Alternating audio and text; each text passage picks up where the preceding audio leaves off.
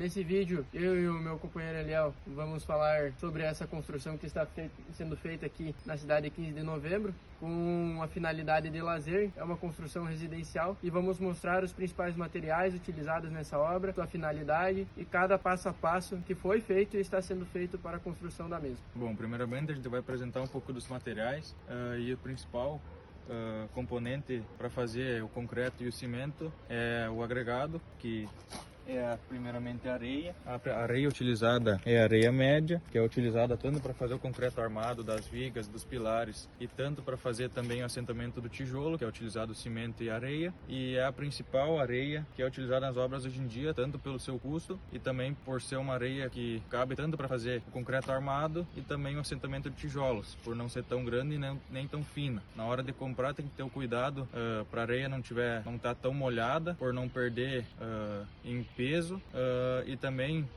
tem que cuidar para não ter sais, óleo e matéria orgânica, para acabar não sendo uma areia de má qualidade. Outro material também utilizado muito na obra é o cimento, que é usado tanto para fazer argamassa para assentamento de tijolos e também para fazer o concreto armado para pilares e vigas e sapato isolado. Bom, o cimento que nós estamos usando aqui é o cimento CP2F32 da marca Supremo, que é um cimento muito utilizado nas obras hoje em dia. Por ser um cimento mais barato e também um cimento de secagem rápida, ele acaba agilizando mais a obra. Também outro cuidado que nós temos que ter na hora de guardar o cimento é a umidade. Nós temos que cuidar bastante da umidade, pois qualquer umidade em contato com o cimento vai causar processo de pega, causando pedras e a má utilização do cimento. Também outra parte dos agregados que compõe também a areia para fazer a massa do cimento e o concreto é a brita. E a brita que a gente está utilizando aqui é a brita do tipo 1, que é uma das mais utilizadas nas obras hoje em dia. Ela tanto serve para fazer o concreto armado e também serve para fazer o piso depois no final. É a brita mais utilizada hoje em dia. Esse é um outro material que é utilizado para fazer a fundação, onde é utilizado na base da sapata isolada, que é a pedra ciclope, onde vai ser utilizada na base. Posteriormente vai ser utilizado o concreto armado, que é para dar bastante resistência na fundação. Na parte do traço, que vai ser utilizado nessa obra, vai ser utilizado o traço 1:3 para fazer a parte do assentamento de tijolos e também o reboco ou chapisco, ou seja, vai ser utilizado 1 de cimento para 3 de areia. Juntamente nesse traço vai ser utilizado, em vez de cal, vai ser utilizado o veda-reboco, que os pedreiros eles preferiram utilizar esse veda-reboco pela praticidade e também economicamente é mais viável que o cal. E também para o concreto armado vai ser utilizado o traço 1 de cimento para 3 de areia e 3 de brita, para ficar bem resistente. Então aqui a gente tem a bitoneira, né, que ela é o equipamento mais utilizado para a mistura dos agregados com o cimento e também a água, para fazer a parte do assentamento de tijolos e também para fazer a mistura do concreto, por ser uma opção mais fácil e mais rápida quanto à mistura dos agregados com o cimento, para não ser utilizado só a enxada, que é um processo muito mais demorado e acaba ocupando muito mais tempo e dinheiro consequentemente. E eu vou falar um pouco da fundação dessa obra, que foi utilizada a sapata isolada, né, com área de 1 metro quadrado por 1 de altura, com amarrações de aço. Juntamente também já temos a viga baldrame, que foi feito com concreto armado, com as mesmas especificações dos vergalhões que são utilizados nos pilares, que os vergalhões são 10 milímetros e os estribos feitos em 4,2 milímetros, com amarrações em arame queimado. E juntamente com isso, após o processo de cura desse concreto, foi passado, né, o óleo queimado nessas vigas para posteriormente não ter infiltrações e acabar diminuindo a vida útil dessa edificação. Então aqui agora eu vou mostrar um pouco da parte da estrutura que são utilizadas nos pilares e vigas, a estrutura metálica. Aqui tem os vergalhões com 10 milímetros e os estribos com 4,2 milímetros, distribuídos numa distância de 15 centímetros de um para outro, com a utilização do arame queimado, que vai ser utilizado esse arame em específico por causa que ele não vai apodrecer com o tempo e não vai ocorrer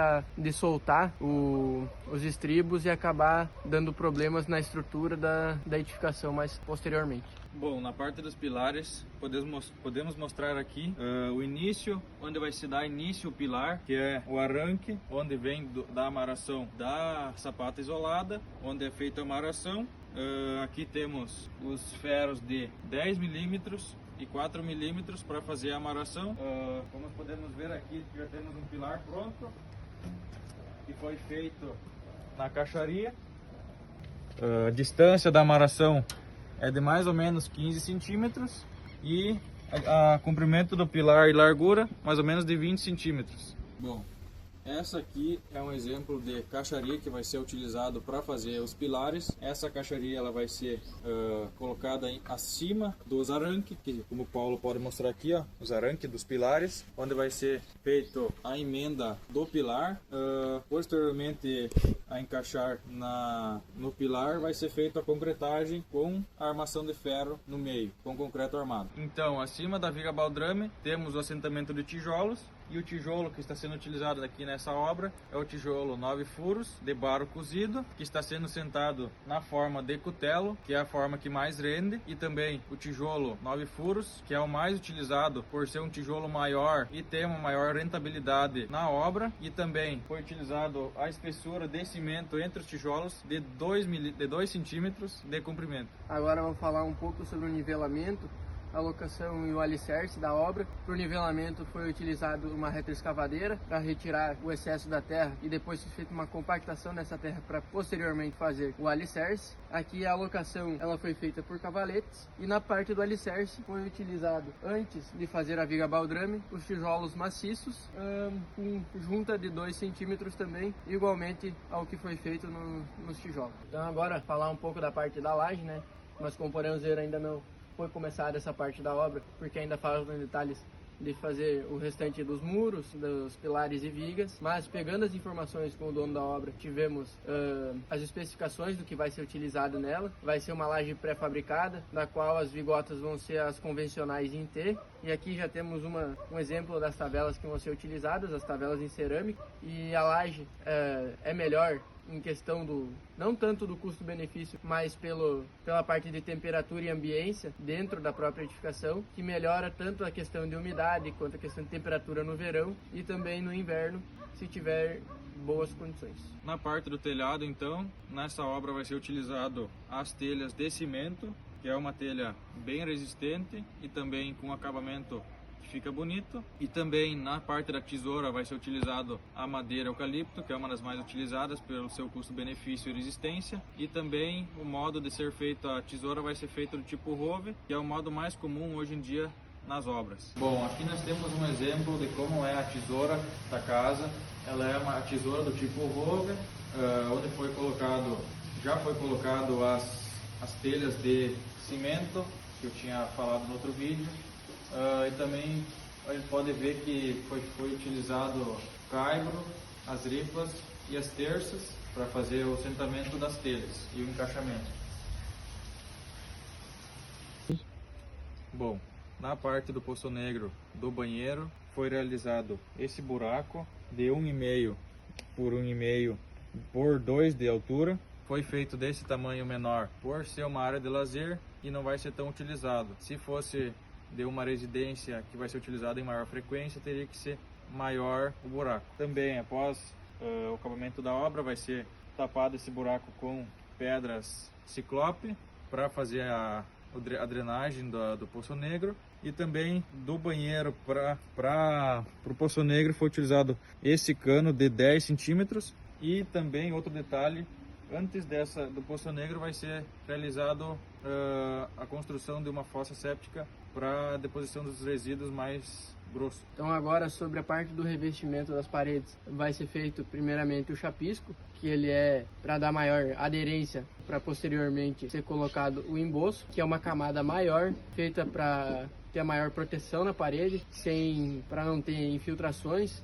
E só que se o emboço for feito com uma camada a mais, ele pode acabar demorando mais no processo de cura, ou posteriormente, com o passar dos anos, pode acabar havendo trincas nessa parede. Mas se tudo for bem feito, após isso é feito o reboco dessa parede, que é feito com massa fina, e posteriormente é feita uma pintura nessa parede com a cor escolhida pelo proprietário.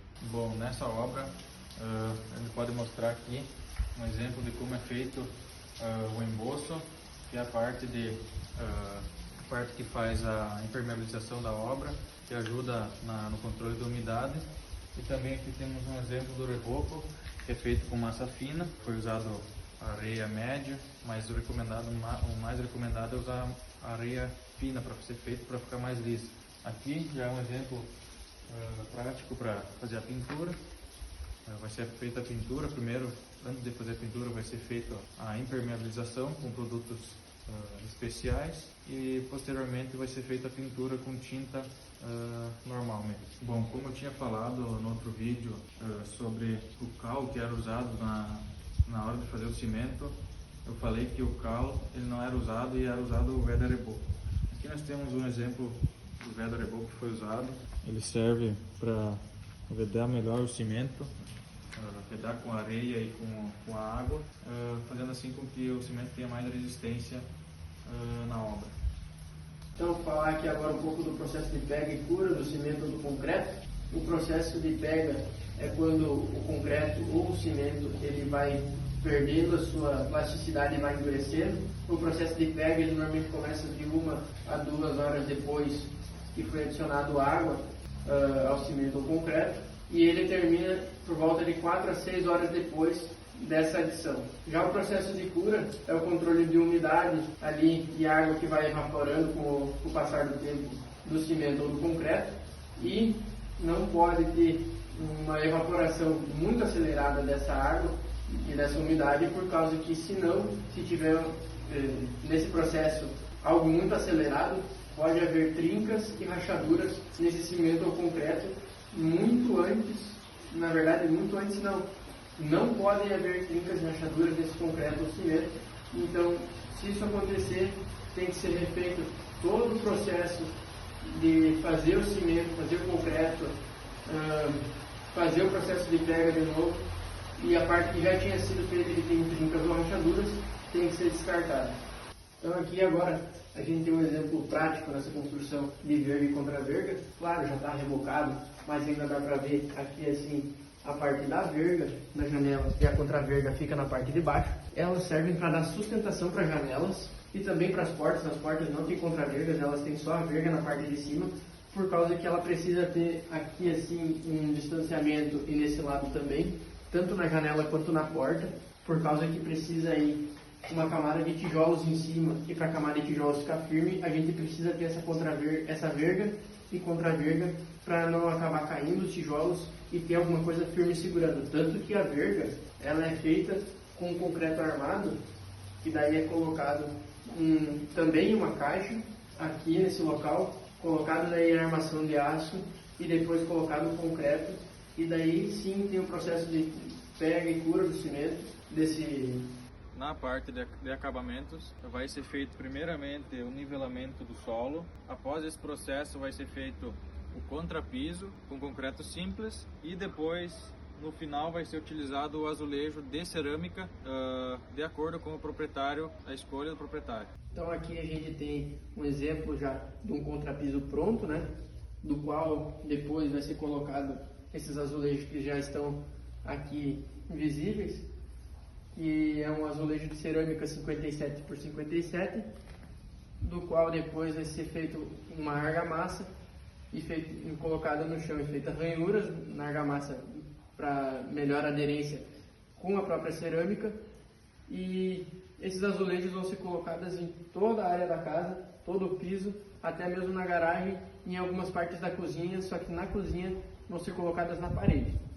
Bom, mostrando um pouquinho mais sobre como vai ser feita a obra em redor do quiosque que a gente gravou anteriormente, essa parte aqui vai ser uma parte mais de decoração e plantio de flores, canteiros e plantas perenes. Como podemos ver aqui, foi feito um canteiro para plantio de flores, foi utilizado o tijolo maciço para fazer o canteiro. Aqui foi feito um muro de contenção para fazer o plantio de plantas perenes e também de canteiros. Aqui na parte de baixo foi realizado um muro de contenção, que foi realizado para manter essa terra plana, né, e conseguir planar o terreno, como ele era um terreno bastante íngreme.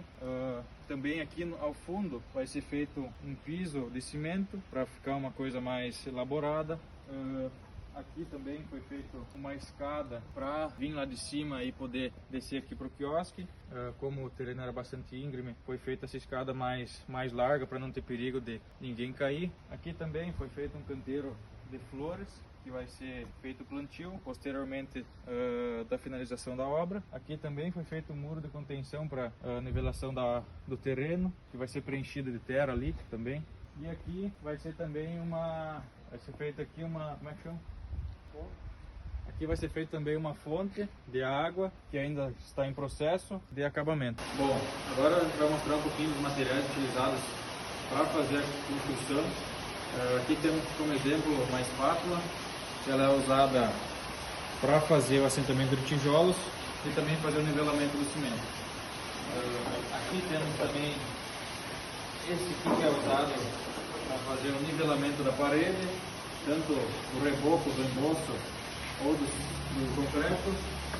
Esse aqui é para fazer o alisamento do reboco, para deixar a parede lisa, para depois vir com o acabamento da pintura.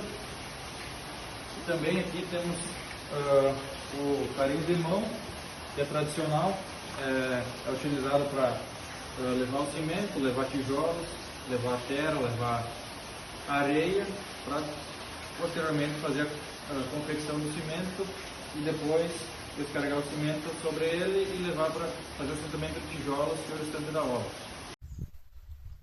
Então aqui para finalizar o vídeo, eu vou falar um pouco aqui da casinha que é utilizada pelos pedreiros.